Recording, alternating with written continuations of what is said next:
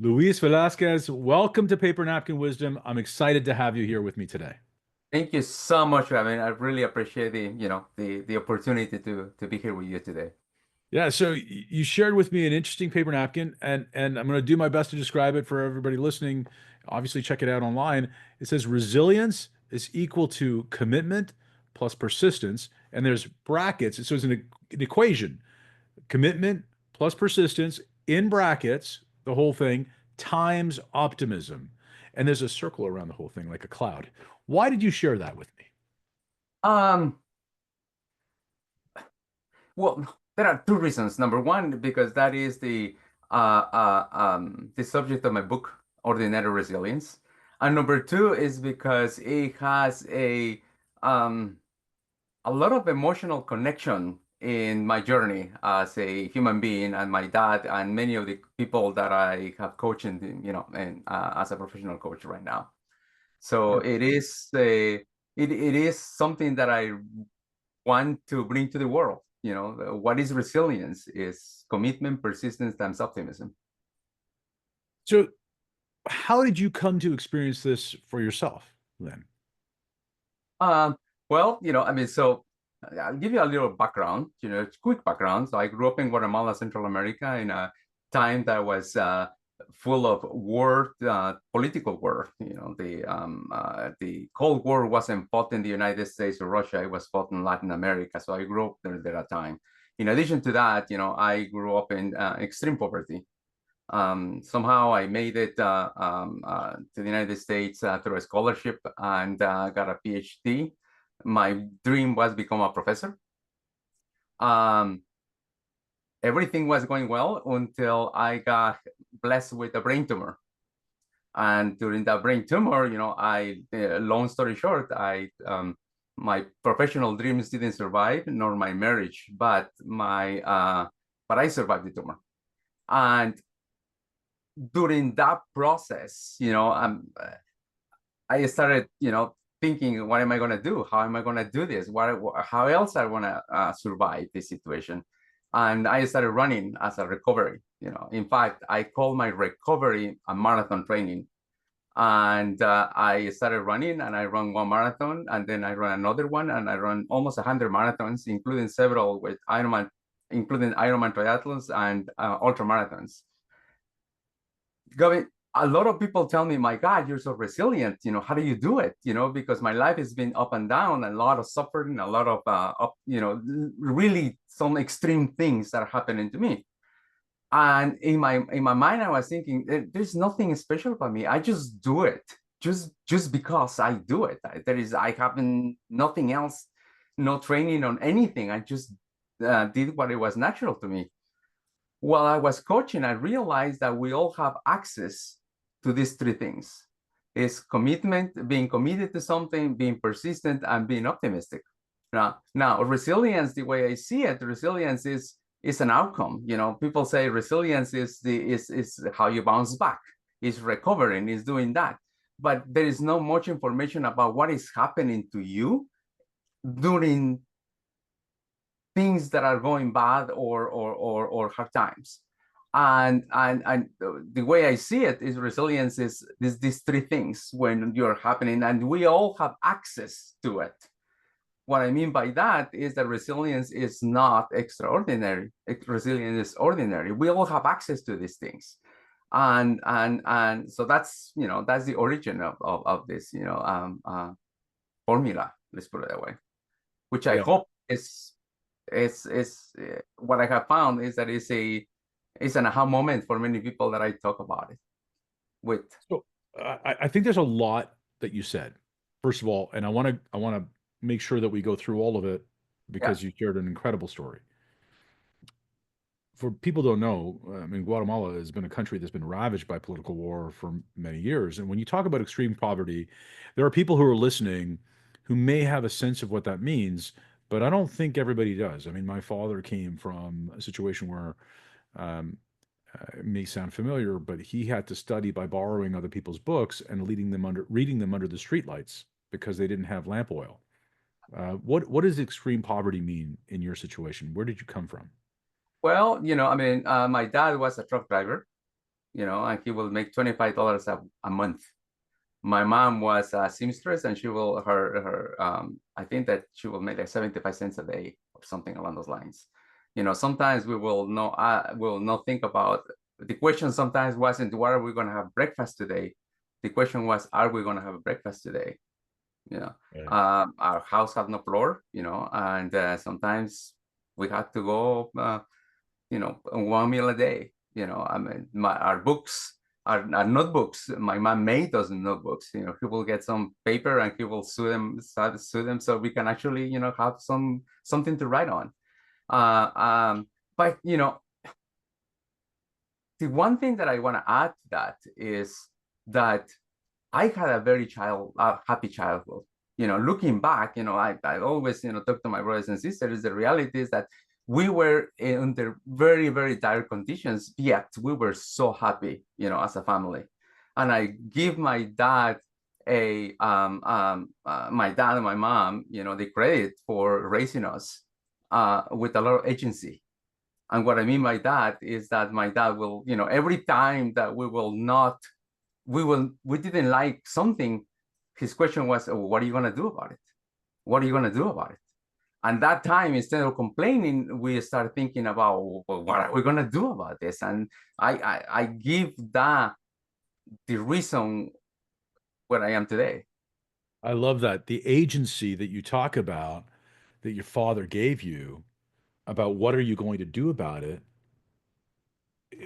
he showed you that too, right? By sewing together your notebooks with paper that he brought together, right? He like this is they walked the walk. They didn't just tell you do this thing. They Absolutely. Yeah, they empowered you by paving the road with effort and examples, didn't they? absolutely. Yeah. Powerful, And powerful. to make it more interesting, my dad had a horrible accident when I was I don't know, I was 13 years old.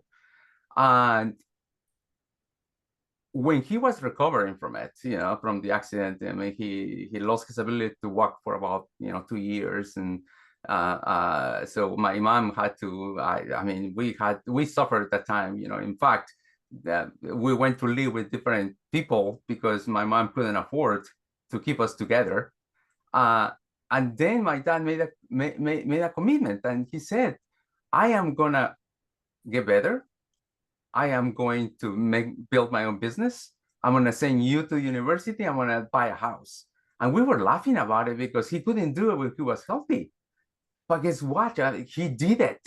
I mean, when he came back, he was so committed to doing that he became a very successful entrepreneur in my hometown.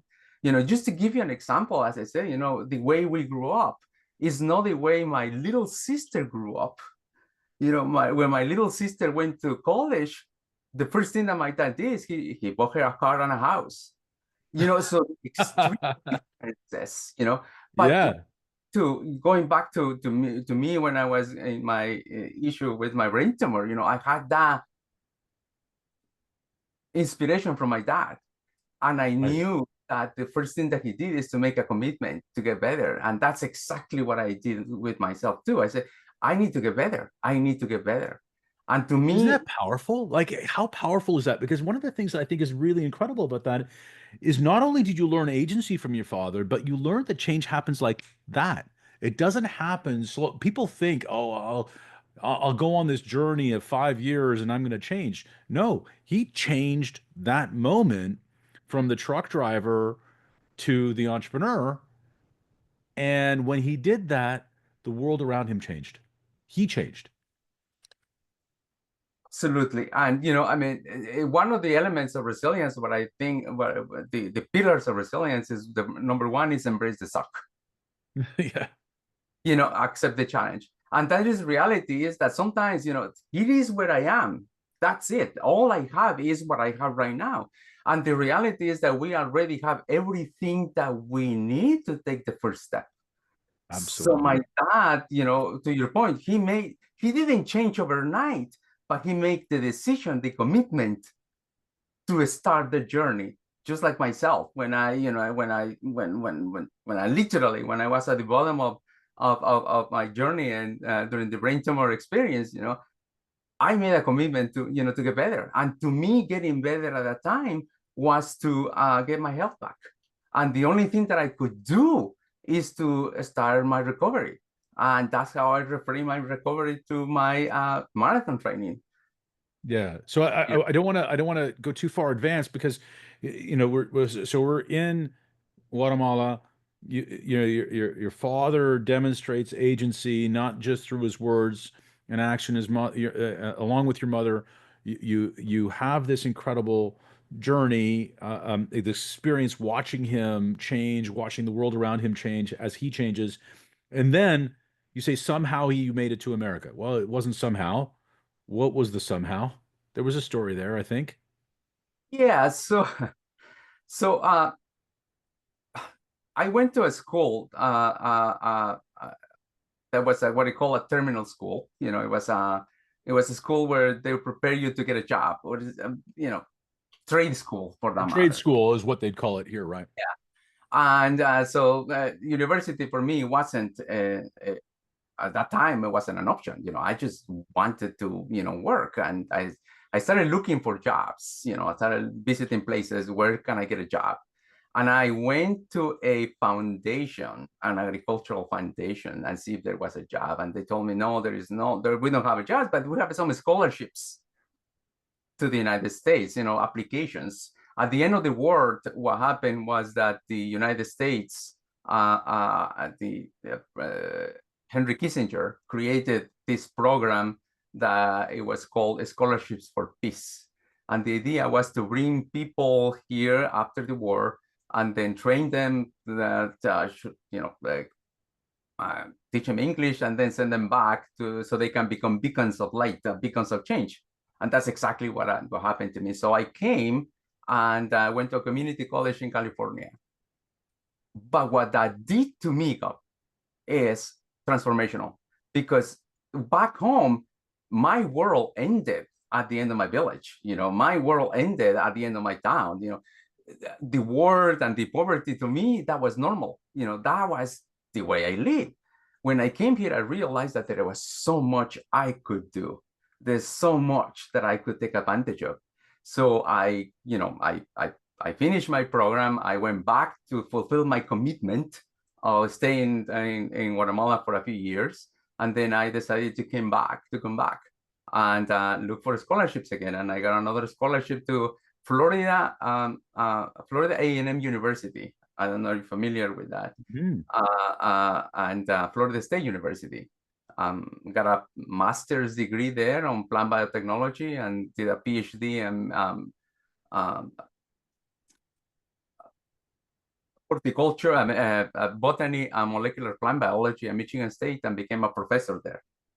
And that's where, I thought that I had it all done when the tumor came. So that's the story. And you said something very interesting when you first talked about your brain tumor in this conversation. You said you were blessed with a brain tumor. Why did you say that? Um, And you meant it. Like when you said it, you meant it. I did. I did. I even have a funny name for it. I call it my precious. That's great. Lord of the when I Rings. when I got the brain tumor, the Lord of the Rings movies were, big. So, remember, I don't know if you saw it, but Of course, Gollum and then My Lord Precious the Ring. Yeah. of the Rings is precious, and the idea is that it's something that I can carry all by myself. That I need to take care of it by myself. And what I mean by that is that all what I am today was not despite that I had that tumor, but it's because of the tumor. And I think that a lot of times, when people that I coach is like people, they say, oh, if I wish I didn't have that. I wish I didn't have this and that. And the reality is that the question that I ask them sometimes is, what can you do today? So 40 years from now, you can say that this crisis that you're going through right now is the best thing that happened to you. For me, the brain tumor is the best thing that ever happened to me. Yeah. And I think it's this core philosophy that sort of comes from you which is that you embrace challenges as if you have chosen them yourself. And because ultimately we have, right? If you embrace challenge as if you've chosen them yourself, you can approach it with gratitude and intention as opposed to with resistance. And So when we resist against it, we're creating countervailing forces as opposed to using the momentum of the challenge to move us through the learning, right? Isn't that the core of what you're saying here? And we're going to get into the equation a little bit, but that's really what the core of the equation is, isn't it? yes, absolutely. It's the agency, and this, listen, the biggest power that God, life has given us is the power of choice. And I can choose to be angry, or I can choose to be happy, or I can, it's a choice that we make. I mean, the feelings, and we can use those feelings and the emotions to drive something that we want to accomplish. I mean, a lot of the complaints that we have are rooted on things that are important to us. I complain that my boss is not giving me information. He's mean, he's that. If you look deep behind, if that is a complaint that you're making, it's because you value information, that you value communication. Right. So that's what I am trying to, that's what I do. What is it that I am complaining about? What is that important to me?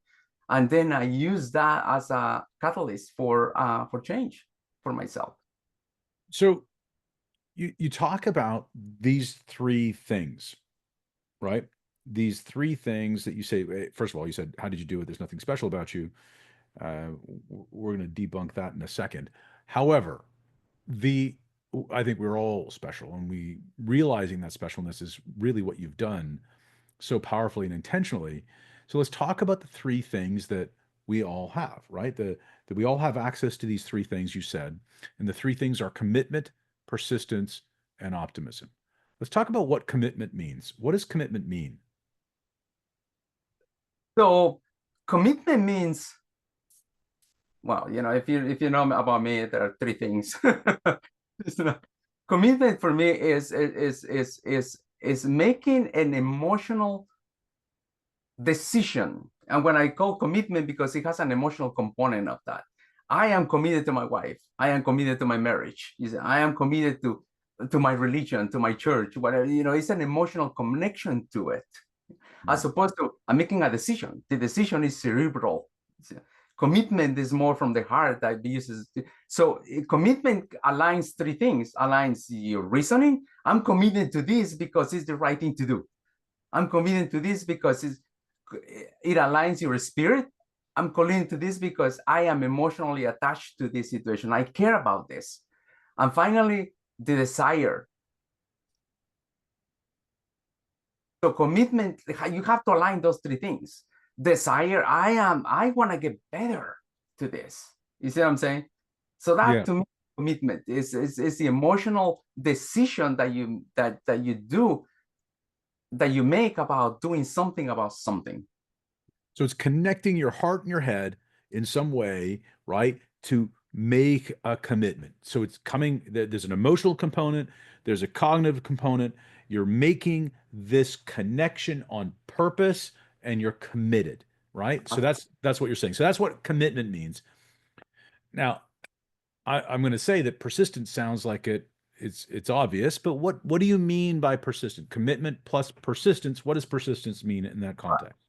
So if you think about this, persistence is literally is grit.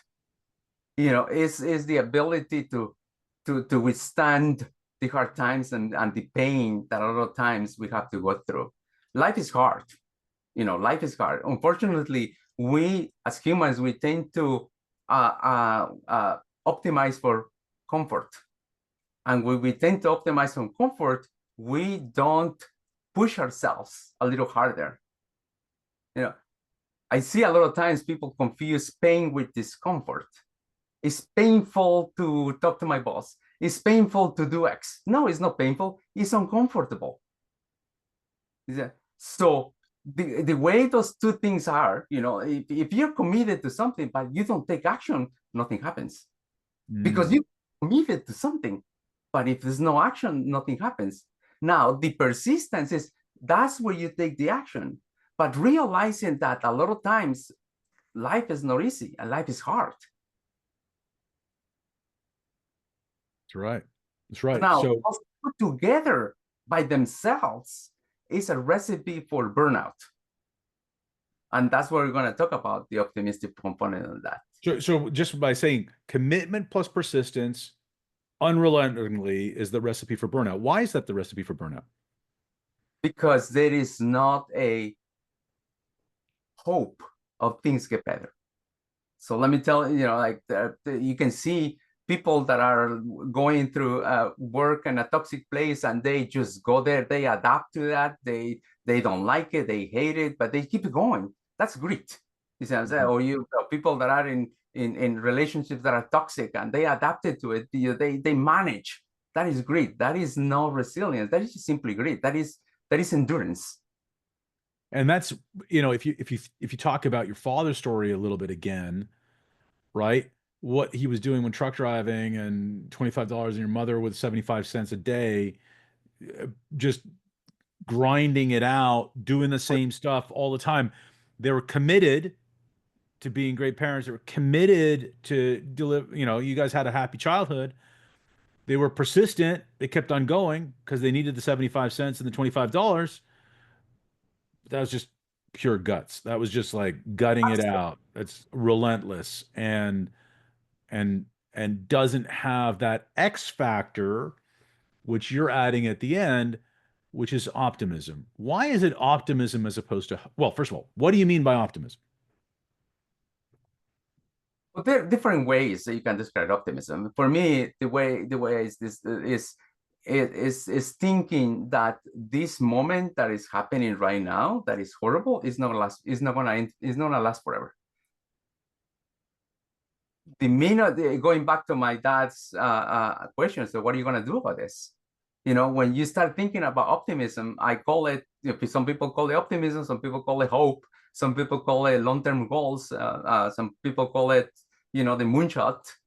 But then you have that light at the end of the tunnel that justifies the persistence and the hard times that you're going through today to accomplish and to fulfill that commitment that you made. Yeah, so it's not just hope, but it's something a little bit more than that, right? Yeah. Hope is goals without legs. That's what I said. Hope are goals without legs. Optimism is you see the possibilities. So when my dad used to ask me, so what are you going to do about this? Then I start labeling, oh, I could do X, I could do this, I could do these other three things. So it's almost like a call to action to envision the future. Therefore, that helps me. I have to go through this hard time that I have to now because I see myself doing X. My dad said to me, when I remember, he said, I'm gonna send you to the university. I'm gonna buy a house. That is the optimism in him. And how he's gonna do it. He realized that he had to work really hard to get it because he was committed. To your point, to us, to make to make to be successful and to take care of our family. Yeah, I love the way you lit up when you say you see the possibilities, right? Because I think that's what I think that's really misunderstood when it comes to optimism. I think people think of optimism as just being, oh, you see the sunny side of things, or your sunshine and rainbows when they don't belong. It's misguided. No, but possibilities, the inference is that it's possible, Totally. right? That you see that it's actually possible to do this thing. And when you see the world, when you clean the lens, when you clean the window, the world you look at changes. And when the world you look at changes, that everything changes, doesn't it? Absolutely. And here is the way I see a lot of times people say, this is the way it is. I don't have a choice. I cannot do this. It's not up to me. And I think that that's what a lot of people are missing, is to see the possibilities that we can make a choice. And by the way, not doing anything about it is a choice. So every time that I, that I it's funny, when I coach several people, a lot of people, and then I find myself asking them, so what is it possible? What are you going to do about this? And if they refuse, well, let's picture this, picture that an alien comes and does something, what else can happen? And as we start asking for possibilities, they can see that they have agency, not only in choosing our journey, but also in taking action. The action might be, to your point earlier, it might not happen overnight, but just the idea of taking the first step towards something is so powerful. Love it. Yeah, absolutely. So how did you see possibilities in um, becoming an ultra marathoner or an Ironman athlete? Why was that an important ingredient in your journey? There is a concept that I call, you probably are familiar with this, is keystone habit. Yeah. Yeah. And the keystone habit is a habit that will influence everything. When I was trying to get better, like recovering, the only thing that I could do was to take care of my recovery by doing the things that the therapist asked me to do. And for that was to walk, exercise and whatnot. So I started doing that. I started the exercise and I started running. As a result of the running, I made some incredible steps in many, many areas of my life. So I started running and I found a community that I really loved. The ultramarathon community was amazing. I found my wife through running. We literally ran into each other and we got married. So here is the one thing that I think that is I think that I believe that this is what you're getting at. At the beginning, people, I will say, well, if I do it, anybody can do that. However, when I was saying that, I was not minimizing, but I was hiding the effort and the persistence that it took to get there. And I think that a lot of times that's what we don't do, is to highlight the effort that it takes to get somewhere, because that is key. So now to your point, is to what you say is, how did you decide to become a marathoner? No, that was an outcome. You see what I'm saying?